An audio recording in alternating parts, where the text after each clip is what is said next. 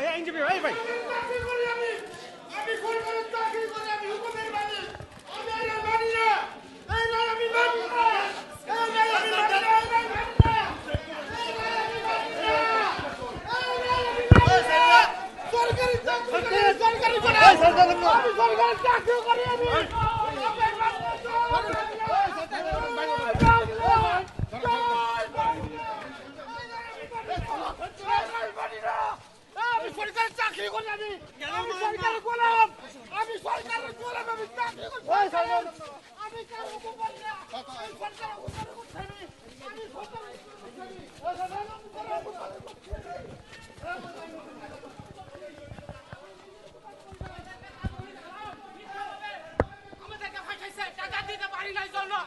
তার ভাই তারেক আমাদের কাছে কোটি টাকা চাইছিল, আমরা টাকা দিতে পারি না। আজকে আমরা আসামি হয়েছি।